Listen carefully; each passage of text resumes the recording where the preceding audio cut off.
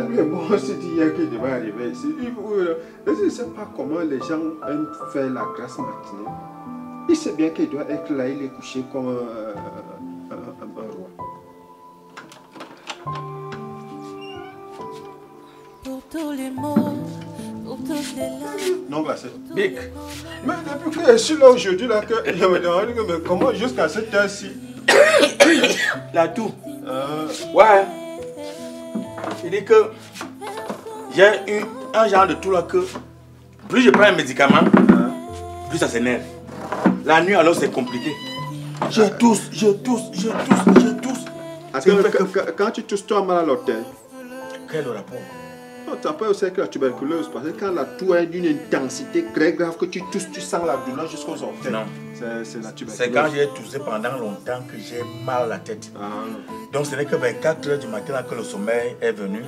Quand tu connais là, j'étais là, mais la fatigue me lève. Quand tu pourrais demander que le type alors qu'il sait qu'il doit arriver ici.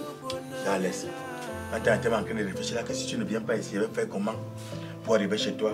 En fait, je voulais que tu sois là parce que, tu sais, Dieu nous aime beaucoup. Dieu nous aime beaucoup parce que nous ne sommes pas en vie parce que nous sommes forts ou bien intelligents. Ok. Voilà. C'est ça que tu parles petit comme ça. C'est-à-dire qu'il y a des gens, tu dors le matin, tu dors le soir. Quand tu te réveilles le matin, tu trouves des difficultés. Il y a certains même qui dorment et qui ne se réveillent pas le matin. Oui. Alors qu'il a fait les promesses aux gens hier soir. On ira à tel endroit, on va faire comme ça. Et ceux qui promettent même les bastonnades aux gens. Quand ils dorment, ils ne se réveillent plus. Moi, dès que non, Dieu est miséricordieux. Ma mère était une sainte. Chaque fois que tu donnais rendez-vous à ma mère, elle disait toujours, s'il plaît à Dieu.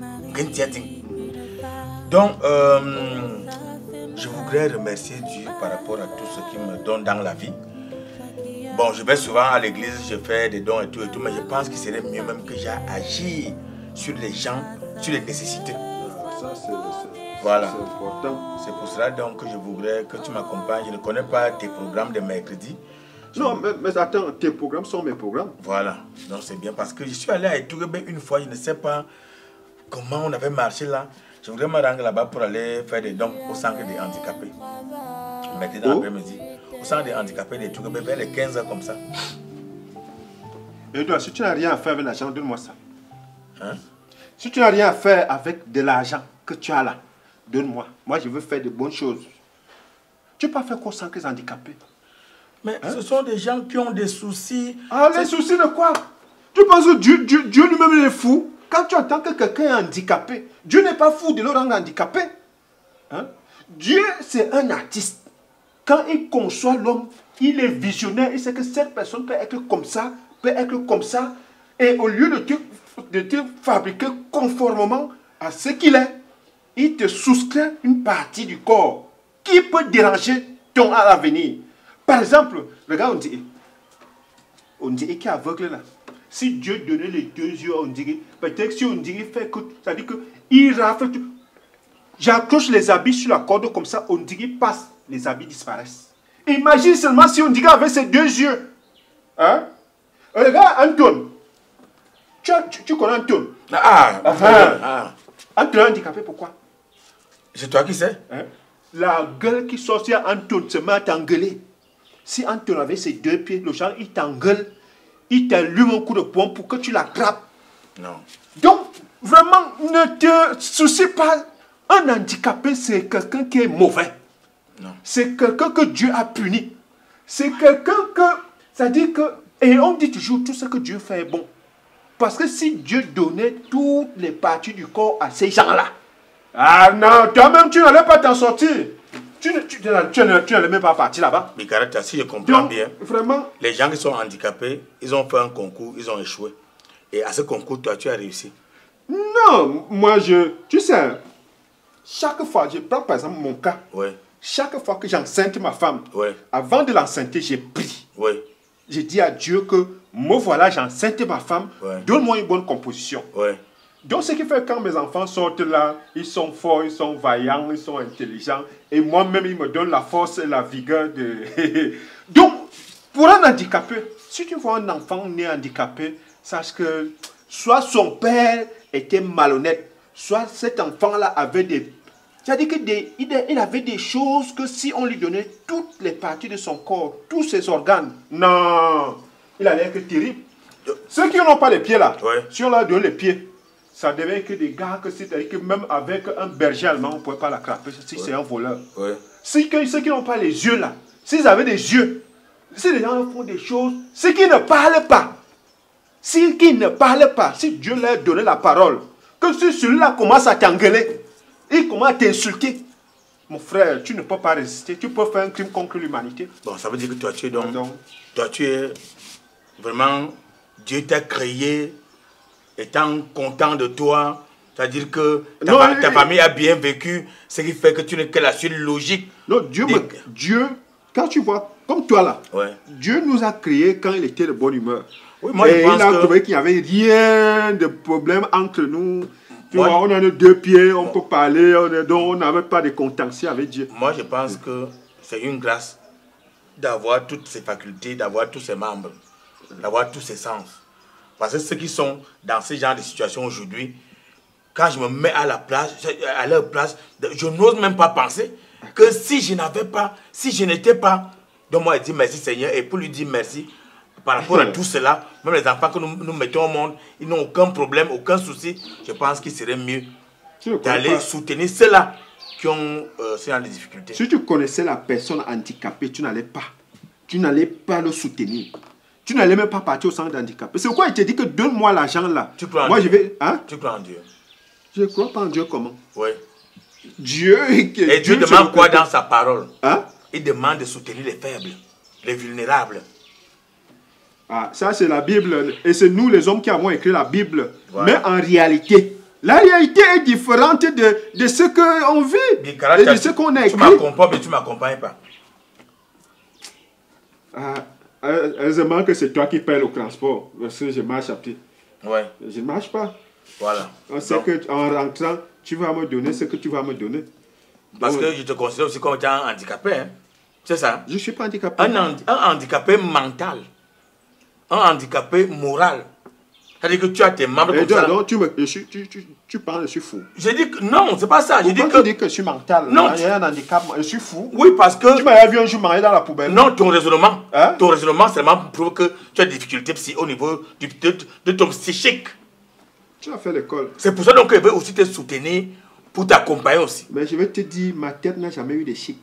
Comme tu dis que c'est chic. D'accord. Je n'ai jamais eu de chic. Tu n'as jamais entendu qu'on a enlevé soit les chic. Même les pouces sur ma tête, là, je n'ai jamais eu.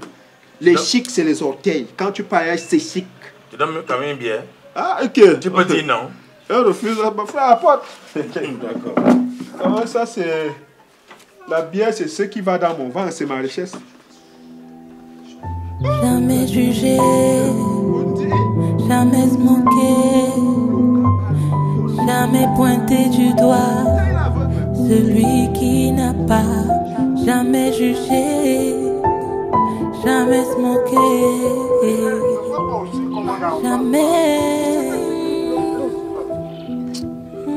Ouais, disjoncté, va tu m'as pris le pied. Vraiment, si tu ne voulais pas me porter, il fallait me laisser à la maison. Toc là-bas, toc.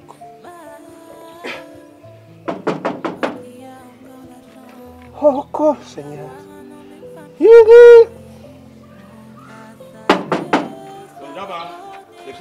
C'est nous. Il fallait me dire que tu me fais souffrir comme ça. Dis, hein, c'est quoi? Disjoncté? Encore. Yeah. L'abcès qui devient une gangrène, on parle de tumeur. Maintenant, on a programmé l'opération pour la semaine prochaine. Pour faire quoi? Amputer le pied. Et mon frère, Amputer le pied? la sorcellerie m'a touché. La sorcellerie m'a touché. La sorcellerie m'a touché. Ça a commencé comment? Tu te rappelles l'accident qui a eu lieu à... Non, doucement. L'accident qui a eu dernièrement à Komtou, où il y a eu 7 morts, 8 morts comme ça. Oui, effectivement, l'accident là a eu lieu. C'était devant moi comme ça. Je suis même passé là. Eh, me mon disait qu'il n'y frère, avait personne dans le car. si tu t'es arrêté, tu allais me voir. Tu es dans le car? Je n'étais même pas dans le car. J'étais sur le trottoir. Tu sais, l'histoire d'aller chercher les femmes de Woro. J'allais rendre visite à une fille. Tanga, Bango Bina. Ouais. C'est comme ça donc que la voiture, je ne sais pas où ça avait dérapé. J'avais seulement vu un truc, une masse devant moi. Boum! C'est quand je me réveille donc sur un lit à l'hôpital central. On me dit que j'avais fait là-bas 2 semaines. Et que je constate que c'était un accident. On a opéré. Comme dans nos hôpitaux là, il y a des petits... Ah, doucement, doucement, toi aussi. Si tu ne veux pas me porter, tu me dis. Ouais. Parle là-bas, Mikarata. Parle là-bas. Oh. Tu sais que nos médecins, là, les enfants qui sortent de l'école, là, ils passent leur temps à cricher. Et quand ils arrivent, ils disent qu'ils sont chirurgiens. Ils sont venus, ils m'ont découpé le pied, ils ont découpé, ils disaient qu'ils opéraient. Après, ça s'est cicatrisé. Mais jusque là, j'entendais, j'ai ressenti une douleur interne. Après, il y a un abcès qui est ressorti au niveau de la cicatrice. On m'a disjoncté, m'a ramené à l'hôpital, comme tu me portais là. Oui. Et c'est là où le professeur médecin là, qui est aussi un grand chirurgien, qu'on connaît même, tu le connais. Professeur Baïbek, vous ne l'avez pas vu? Est-ce que je ne connais même pas, c'est un nom. Et c'est là où il dit qu'il y a une gangrène avec soit une tumeur, que tout est pourri là-dedans. Que les enfants avaient mal, ils avaient mal opéré. Je vais te dire quoi? On doit amputer le pied. Pour que sauver ma vie, il faut qu'on ampute le pied. Il faut d'abord chercher à voir le professeur Baïbek. Si ça le dépasse, là il veut comprendre que personne ne peut plus rien faire. Non, pourquoi nous sommes là? Il faut les moyens, l'argent. Et vous allez où? Si tu peux me prêter un peu d'argent pour sauver mon grand frère. Tara. Moi, je n'ai pas l'argent là. Tara. Tu n'en ai pas. Tu es mon devant, derrière. Moi, que tu veux que j'aille voler. Tara. Disons, aide ton frère. Dans la vie, hein. Aide les gens qui souffrent. Quand quelque chose t'arrive, tu comprends? C'est-à-dire qu'il y a un raccourci pour comprendre le monde. Tout ce que Dieu fait est bon. Tara. Tara, tu me laisses comme ça. Tara, c'est toi qui dis ça. L'homme est méchant. Pourquoi tu m'as amené? Suis-je l'enfant d'un fou? Sur moi il pleut des coups.